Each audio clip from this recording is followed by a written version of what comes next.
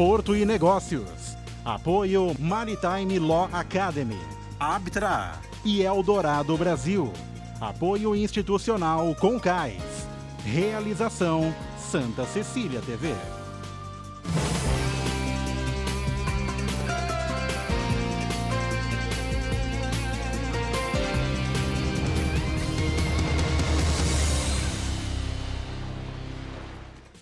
Olá, está no ar Porto e Negócios, o nosso espaço semanal para que possamos debater assuntos importantes em relação aos portos internacionais, portos do Brasil e principalmente em relação ao Porto de Santos. Esta semana, entrevisto o diretor comercial e de relações institucionais da Deep World, Fábio Siqueirini. Acompanhe. Fábio, antes de mais nada, muito obrigado por estar presente aqui conosco, evidentemente com uma situação completamente atípica. A gente trabalhando e atuando de forma remota. Eu quero te agradecer pelo seu tempo. Eu sei que a sua agenda é bastante complicada e, honestamente, ter a disponibilidade de um executivo como você aqui no Porto e Negócios faz com que a gente leve informações, principalmente para essa audiência tão qualificada que nós temos. Maxwell, é um prazer. Eu acho que é uma oportunidade excelente da gente poder compartilhar um pouco com toda a comunidade o que nós estamos fazendo. Eu que te agradeço aí o convite, estou à sua disposição aí. Legal, Fábio. Evidentemente, eu tenho que iniciar te questionando como é que a Deep World está se comportando em momentos de crise como este de enfrentamento ao Covid-19, Fábio. Eu acho que logo que isso começou, Maxwell, nós já colocamos em funcionamento um comitê de crise, justamente para a gente definir que ações que a gente ia tomar para enfrentar essa pandemia aí. A nossa prioridade, a gente trabalha com duas grandes prioridades. Uma delas é garantir a segurança e a integridade de todos os nossos funcionários e de todos os funcionários terceiros também que atuam dentro do terminal. Essa é a primeira prioridade da Deep World. E a segunda é manter o comércio internacional fluindo. O país precisa que as coisas continuem acontecendo, o porto é uma atividade essencial, então nós estamos atuando nessas duas frentes. A manutenção das operações da melhor forma possível e a garantia da segurança e a integridade de todas as pessoas, funcionários ou terceiros que operam aqui com a gente. Eu acho que você foi muito feliz nessa tua colocação em relação àquelas empresas de médio e pequeno porte que orbitam efetivamente o setor portuário. Sem estas empresas, muito dificilmente os próprios terminais e o próprio setor conseguiria dar continuidade nas operações. A gente vem percebendo uma dificuldade muito grande destas empresas em chegar ao crédito proposto pelo governo federal. Estas empresas, principalmente aí na Deep World, de alguma maneira já foram afetadas? Como é que você está sentindo este mercado de prestação de serviço que orbita o setor portuário e presta serviços para a Deep World? Olha, no caso das empresas que vêm trabalhando para nós, a gente tem buscado dar total condição para eles continuarem operando. É claro que a gente não tem todos os detalhes se eles estão sendo afetados por outros negócios que eles têm. Mas Claro. o que eu posso garantir é que as empresas, os fornecedores que estão atuando aqui na Deep World, nós estamos garantindo, inclusive, condições de segurança para ele, condições de higiene, oferecendo álcool gel, um transporte seguro, porque você sabe que a gente fica na margem esquerda, então nós temos um barco que faz o transporte, né, de passageiros e de fornecedores da margem direita para a margem esquerda. Inclusive, todos os cuidados com esse barco, nós estamos oferecendo esse transporte, são por questões contratuais com todos os nossos prestadores de serviço. A gente tem dado total condição para eles, porque para o porto não parar, a gente precisa dessas empresas atuando aqui, seja na área de manutenção, limpeza, segurança e na área também de alimentação, né? A gente tem o refeitório aqui dentro, que são empresas que dependem da gente e a gente depende deles. A gente tem os grandes players que estão se preparando, não só como a Deep World, dentre outros, mas este mercado que orbita o setor portuário preocupa e preocupa bastante. O porto não para, o porto é negócio. E sem negócio, o porto para? Essa é a minha pergunta, Fábio. Não, sem negócio o porto para, é claro. A gente precisa do comércio exterior fluindo. Nós somos grandes facilitadores do comércio internacional e nós precisamos disso para manter as nossas atividades, né, e garantir condição segura para todo mundo aqui no porto. Fábio, falando de mercado, a gente percebeu antes até propriamente da crise do Covid-19, uma alta significativa no dólar, tendo aí o mercado, principalmente desta moeda, extremamente flutuante. E nós temos agora a crise do Covid-19, o que vai, pelo menos no meu entendimento, diminuir a movimentação de importação de forma significativa no próximo trimestre e no terceiro trimestre de 2020. Como é que a Deep World está analisando principalmente esta condição, que, no meu entendimento, é uma condição que preocupa bastante no mercado nacional? Não, sem dúvida, Maxwell, isso preocupa muito. O mês de março, ele foi um mês bom. Inclusive, abril ainda está sendo um mês bom, justamente porque as indústrias chinesas retomaram sua produção e começaram a enviar tudo aquilo que estava represado, continuaram enviando para o Brasil. Então, os navios que estão chegando em abril, eles estão com uma taxa de ocupação muito boa.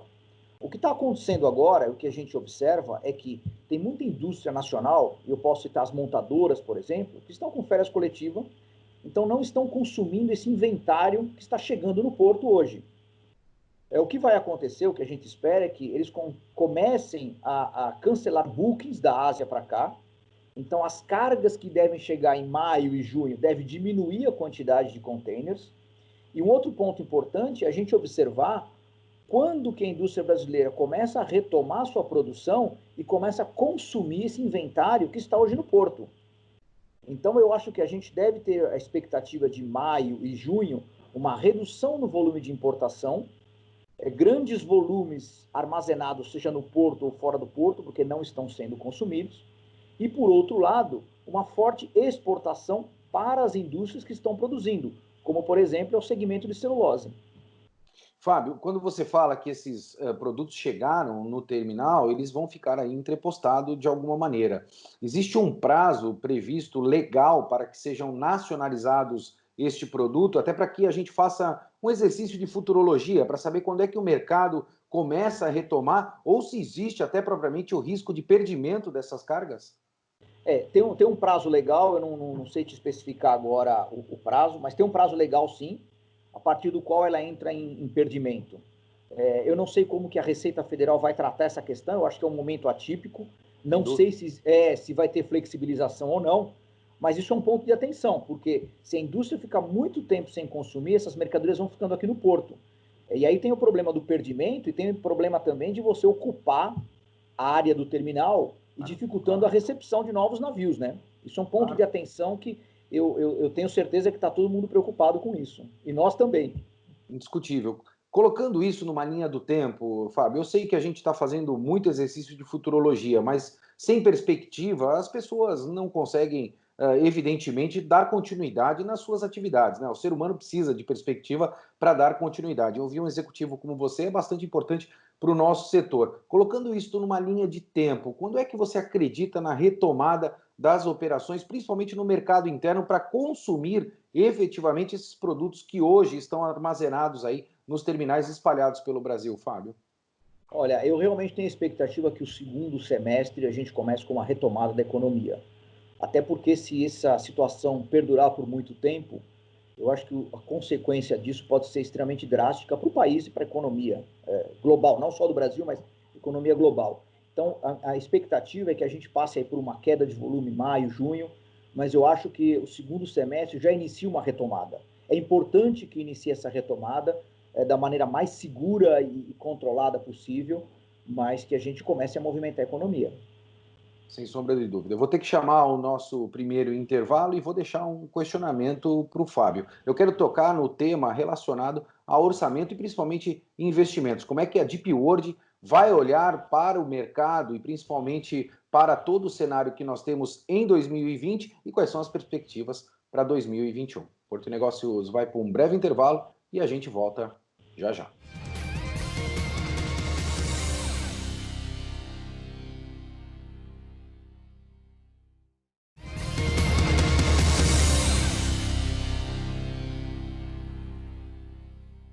Estamos de volta com Porto e Negócios. Eu sou o Maxwell Rodrigues e não esqueça de acessar o nosso site, deixar lá o teu comentário, tua sugestão de pauta para que possamos debater aqui no nosso programa. Essa semana, entrevisto o Fábio Siquerino, que é diretor comercial e de relações institucionais da Deep World. No último bloco, deixei um questionamento para o Fábio e quero tratar deste tema porque é um tema importante, principalmente pós-Covid-19. Fábio, a gente sabe que as empresas trabalham em virtude de um orçamento, de um budget pré-estabelecido. Isso aconteceu com a Deep World e com outros terminais também no ano de 2019, fazendo uma previsibilidade para 2020. Veio a crise do Covid-19 e aí isto vai impactar naturalmente não só no orçamento, mas em outras questões também. A Deep World já está debatendo estas questões para 2020, alterações para 2021. Como é que a Deep World está se comportando, Fábio?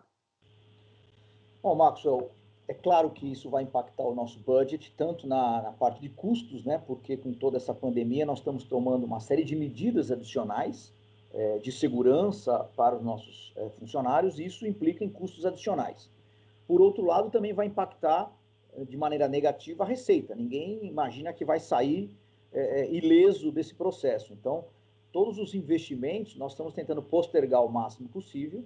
É claro, mantendo os compromissos já assumidos, né? Tem compromissos de manutenção, de estudos em curso, e esses estudos nós estamos mantendo dentro do possível, e alguma coisa será com certeza postergada.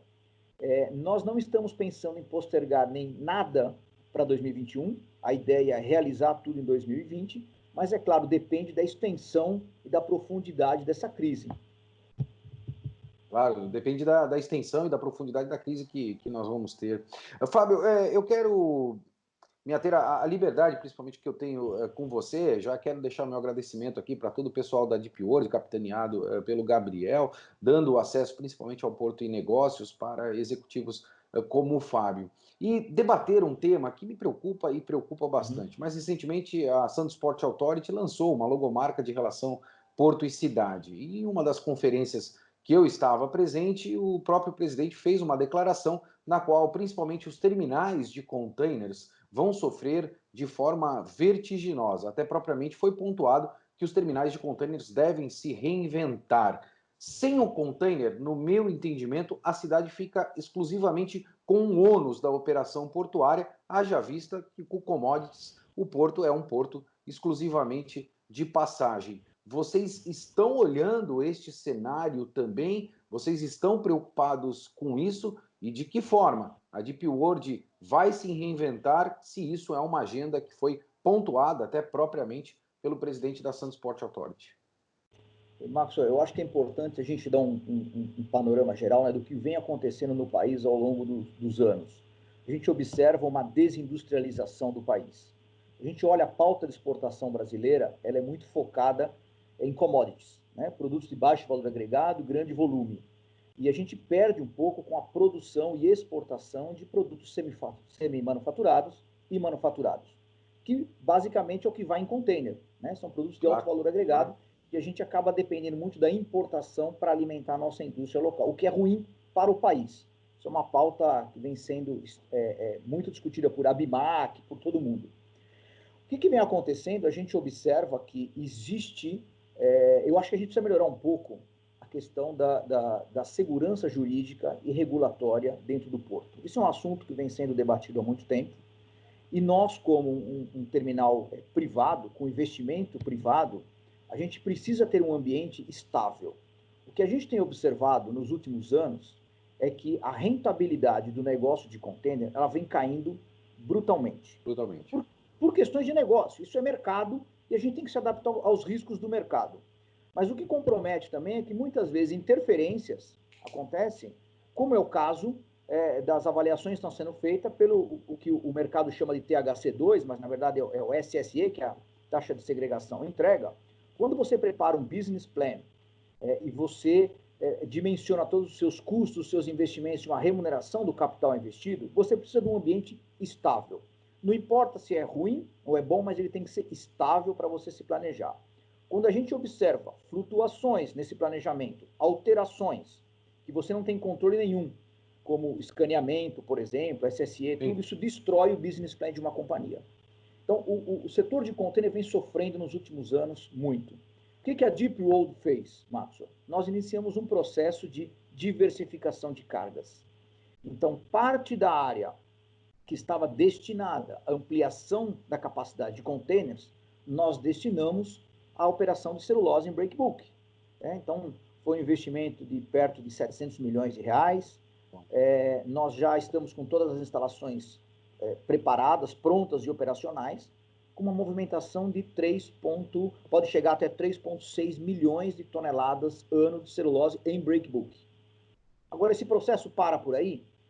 Não sei, porque se o mercado de container continua neste nível e as interferências externas, por falta de segurança jurídica e regulatória, continuarem acontecendo no país, a gente vai continuar o processo de diversificação. Então, pode ocorrer, sim, da gente ter que substituir crescimentos ou expansões futuras em container por outras cargas, que pode até ser grãos, pode ser fertilizante, pode ser granel líquido, pode ser qualquer outro tipo de carga, a gente não sabe. Sim. Mas o importante é que a falta de segurança jurídica e regulatória tem nos feito repensar o modelo de negócios no Brasil. É certo afirmar que a cidade sofre de forma vertiginosa economicamente, uma vez que as operações de container vão ser afetadas da maneira como você pontuou? Eu acho que sofre, é claro. Eu acho que é uma carga nobre e ela precisa ser dado o devido cuidado e preservar que as empresas que estão operacionais hoje continuem tendo o seu resultado compatível, é claro, ninguém está falando em abusivo, mas compatível com o investimento feito, e que esse investimento seja remunerado, porque o nosso presidente, o presidente Bolsonaro, junto com o Paulo Guedes, eles têm feito várias visitas a países no exterior, inclusive quando eles estiveram em Abu Dhabi, eu tive a oportunidade de estar presente com eles, com o presidente, para incentivar o investidor estrangeiro a investir em nosso país. Mas a gente precisa dar a contrapartida que é um ambiente estável, regulatório e jurídico, né?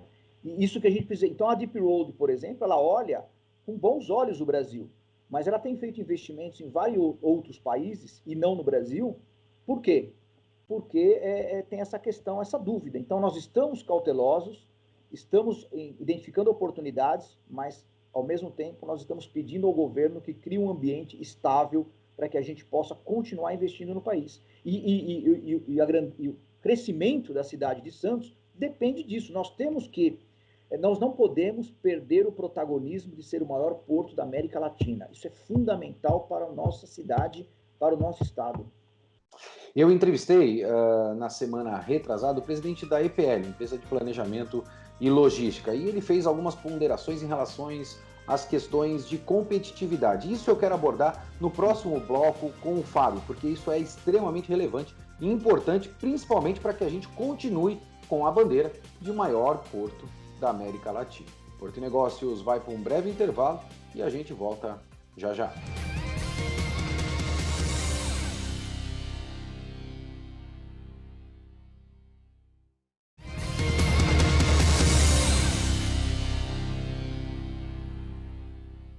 Estamos de volta com Porto Negócios, eu sou o Maxwell Rodrigues e esta semana entrevisto o diretor comercial e de relações institucionais da Deep World, Fábio Siqueira. No último bloco, falei em relação à entrevista que fiz na semana retrasada com o presidente da empresa de planejamento e logística do nosso país. E ele ponderou muito a competitividade nos portos. Fábio, você ponderou também os investimentos que foram feitos pela Deep World para a atuação no mercado de celulose. E a gente sabe que haverá uma concessão para a operação de celulose na margem direita também. Esta competitividade é sadia? Isto faz parte de um planejamento estruturado nacional ou nós estamos aí tendo uma concorrência que possivelmente ela possa ser desleal ou até propriamente a gente tem aí restrições implícitas no mercado portuário? Olha, Maxwell, nós temos hoje, estamos operando, né, com a Suzano aqui, nós temos um contrato com a Suzano, capacidade de até 3,6 milhões de toneladas. A infraestrutura construída, na verdade, é importante destacar que esse investimento feito de 700 milhões foi um investimento capitaneado e realizado pela própria Suzano dentro do nosso terminal, como parte do contrato. Essa estrutura ela tem capacidade para movimentar 6 milhões de toneladas. Então, nós ainda temos uma fase de crescimento que pode ser executada a qualquer momento. Praticamente dobrar a capacidade. com a grande vantagem de que nós temos o ramal ferroviário que cruza o nosso terminal, então nós podemos receber 100% pelo modal ferroviário de uma maneira muito eficiente, né? Agora, quando você coloca essas outras duas concessões na margem direita, é claro que é uma concorrência para nós, mas a gente não está olhando isso como nada predatório. Você tem dois novos players não, um novo player está crescendo muito no mercado, que está construindo uma planta lá em Lençóis Paulistas, e ele é um grande candidato para uma dessas concessões. O outro a gente sabe que não é segredo para ninguém, o Dourado também está de olho nesse negócio. Então, assim, hoje você tem duas empresas que poderiam estar tomando essa capacidade. O cuidado que eu acho que a gente tem que ter, e aí é como nós estamos estruturando o acesso ao Porto de Santos. Porque você cria uma capacidade de berço para a movimentação de celulose, é interessante para o país, é um produto importante para a pauta de exportação, mas a gente tem que tomar o devido cuidado para que o acesso seja pelo modal ferroviário de uma maneira eficiente e não mais linhas ferroviárias conflitando com veículos leves e pesados na cidade de Santos. Claro. Eu acho que dentro desse planejamento, é claro que do ponto de vista Deep Road, eu gostaria que essas empresas viessem operar aqui dentro. É natural, eu quero expandir os meus negócios. E isso cria uma capacidade adicional. É bem possível que o preço de mercado seja reduzido em função disso. É mercado, é competição. O que eu acho que a gente tem que olhar perfeitamente é se essa é a melhor saída para o Porto de Santos ou não. Não estou questionando se é uma decisão correta ou não, longe disso. Por favor, não tome por esse lado, mas eu acho que a gente precisa olhar se esse é o melhor modelo para o Porto de Santos. Eu tenho certeza que a autoridade portuária está fazendo esse trabalho com o PDZ, com tudo isso. Mas, enfim, eu acho que a gente não pode deixar de lado que o acesso ao porto é fundamental. E ter uma estrutura ferroviária hoje na margem direita, ela é mais complicada do que ter na margem esquerda. E esse é um grande ponto de atenção que eu queria destacar aqui. Fábio, eu, honestamente falando, eu creio que o acesso ele deva ser facilitado nas duas margens, até porque nós falamos do título de maior porto da América Latina. A gente percebe, até propriamente pelo discurso do presidente Casemiro Tércio, da Santos Port Authority, pontuando que os terminais devam fazer investimentos em automação, porque a automação é o que vai dar o volume de movimentação necessário, principalmente para os terminais privados. Mas eu não vejo uma agenda ainda do governo federal tratando estes investimentos na infraestrutura de acesso. A gente conhece o Maasvlakte Plaza em Rotterdam e a gente sabe como é que funciona a recepção, principalmente do modal rodoviário. Você acredita, é a minha primeira pergunta, que estes investimentos em automação eles vão ser maiores também pela iniciativa privada, uma vez que zona primária vai se concentrar em volume de movimentação e não em armazenamento, e se o governo federal vai fazer os investimentos dele no que tange à infraestrutura de acesso aos portos. Se a gente fala de infraestrutura, Fábio, aí eu vou complementar, quero colocar essa cereja em cima do bolo. Se a gente fala de infraestrutura e o governo federal fala em concessões, a gente corre risco de monopólio? Olha, eu acho que vamos falar primeiro da automação, né? Eu acho que isso vai acontecer, isso precisa acontecer. Nós, quando construímos esse terminal aqui em Santos, nós trouxemos o que a gente tinha de melhor de tecnologia nos outros portos que a gente opera 82 terminais pelo mundo, em 50 países. Está no DNA da companhia, Fábio. Está no DNA da companhia. A gente tem que cada vez mais buscar essa tecnologia. Nós estamos agora construindo um protótipo, né, mas em tamanho real, em Dubai, para um sistema que chama Box Bay, que é para você armazenar container num sistema de racks, que nem um centro de distribuição. Né? Sensacional. Isso vai aumentar bastante a produtividade e a ocupação da área. Você quase quadruplica a capacidade no mesmo espaço. Então, eu acho que isso é fundamental. E eu acho que o que Desculpa te interromper, Fábio, mas o Mindset vira movimentação, não vira armazenamento da maneira como você está pontuando e que são as operações, principalmente de outros terminais da Deep World espalhados pelo mundo. Isso, a gente vai aumentar. A ideia é que com isso você aumente a produtividade, né, do terminal, mas você também aumente a capacidade de armazenagem. Sem dúvida. Entendeu? Porque hoje a gente sabe que a área é nobre, você tem dificuldade de armazenar muita carga no mesmo espaço. Então, isso você faz uma armazenagem vertical. É uma tecnologia nova, nós estamos testando isso lá em Gebelali, e quem sabe a gente pode trazer isso para Santos também. Né? Sem dúvida. Vamos ver como as coisas, como o retorno do investimento, do capital investido se comporta nos próximos anos, para a gente poder pensar nisso. Eu acho que as concessões, elas têm que acontecer, é o modelo landlord, é o modelo que a gente utiliza aqui. É claro que tem que tomar cuidado para como você conduz esse assunto. Eu acho que a gente tem experiências pelo mundo que mostram o que é bom e o que é ruim. Eu não quero arbitrar aqui e dizer se o modelo A ou B é o melhor, mas eu acho que a gente tem que procurar o que é melhor para o país, né? A melhor configuração para o país. É claro que você manter Santos como o maior terminal da América Latina é fundamental, você configurar e consolidar Santos como um hub port é fundamental, mas a gente tem que buscar o melhor modelo que se adapta ao país como um todo. Né?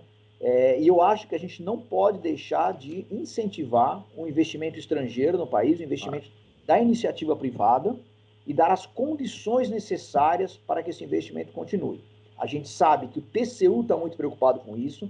O TCU iniciou recentemente um estudo comparando por que os investidores preferem terminais privados a terminais públicos. Isso é fundamental, entender essa dinâmica. Né? Eu acho que se o terminal privado tem condições e flexibilidade maior que o público, a gente não deve em nenhum momento reduzir o do terminal privado, e sim aumentar a flexibilidade e as condições para o público concorrer com o privado. Então, eu sei que o TCU está fazendo essa análise, é muito importante, porque hoje 2/3 de toda a carga movimentada nos portos brasileiros é feito através de terminais privados, através de TUPs. Então, isso é um importante sinal. Se 2/3 é por TUP, vamos olhar um pouquinho o que os TUPs estão fazendo, o que os TUPs podem fazer pelo país. Porque, no final da conta, o que a gente quer é uma balança comercial favorável para o país. Sem sombra de dúvida. Infelizmente, a gente está chegando ao final do nosso programa, mas eu não vou me privar de fazer esta pergunta e pegar a opinião deste executivo, haja vista que isso é tão importante para o momento atual. Fábio, você imagina que nós iremos aprender absolutamente com tudo isto e nós teremos um novo, se assim eu posso chamar, pós-Covid-19, ou passando a pandemia, nós retornaremos ao modelo burocrático de infinidades de leis que nós temos no nosso país. Essa mudança de mindset, ela vai efetivamente acontecer? Qual é o teu sentimento? Olha, eu não tenho dúvida que nós vamos aprender muito com toda essa crise, vamos aprender muito. Agora, eu acho que, posso estar sendo um pouco pessimista, nós não iremos aplicar 100% do aprendizado adquirido nesse processo. É natural do ser humano um relaxamento pós-crise. E a minha preocupação é que esse relaxamento, ele acaba virando uma rotina e voltando à burocratização. Eu espero que o Port Community System, que alguns portos brasileiros aí estão trabalhando, realmente emplaque e a gente se torne um país e um porto, principalmente de Santos, extremamente competitivo no cenário global. Indiscutivelmente, essa é a nossa expectativa também, Fábio. Fábio, quero te agradecer muito por estar presente aqui pela primeira vez no Porto e Negócios e já deixar o convite para que você possa participar em outras oportunidades, haja vista que é tão importante termos empresas e executivos como você no nosso programa. Eu que agradeço, muito obrigado, Marcos, pelo convite. Estou sempre à disposição aí, será um prazer participar outras vezes. Porto e Negócios vai ficando por aqui. Um forte abraço e até semana que vem.